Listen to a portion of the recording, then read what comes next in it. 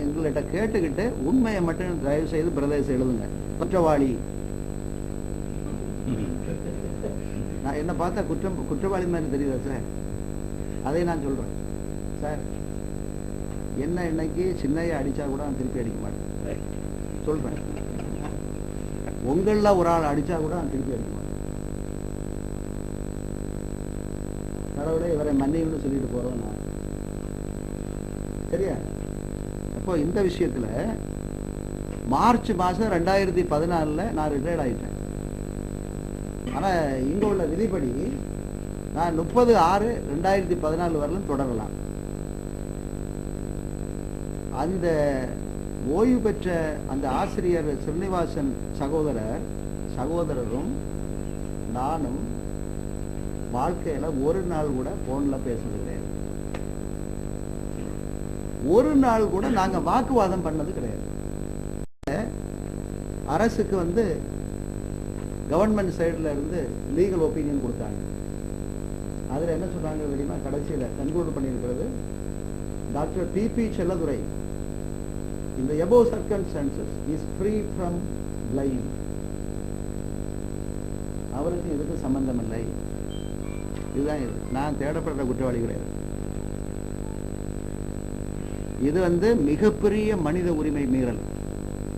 என்னை பற்றி பரப்பிய அவதூறுகள் எல்லாம் மிகப்பெரிய மனித உரிமை மீறல். ஒரு மகிழ்ச்சியான ஒரு அறிவிப்பு.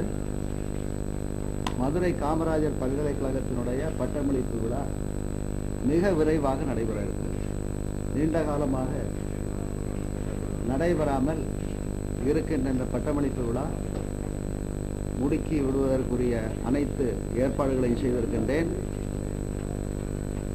ஆளுநர் அவர்களோடு ஒரு தேதியை நிர்ணயம் செய்து ஒரு 30 நாட்களுக்குள் இந்த நிகழ்வு நடைபெறும். மாணவர்கள் அதன் வாயிலாக மிக விரைவில் பலம் பெற போவார்கள். தலைப்பு செய்தியாக நான் சொல்லிக்கொள்ள ஆசைப்படுகிறேன். இரண்டாவது நிகழ்வு, இந்த பல்கலைக்கழகம் பல்கலைக்கழக நிர்வாகம் ஜனநாயக முறைப்படுத்தப்பட்டு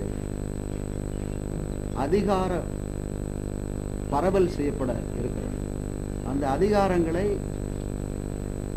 பரப்பி கொடுத்து மிக விரைவான பணியினை மேற்கொள்ள நான் திட்டம் வைத்துள்ளேன்.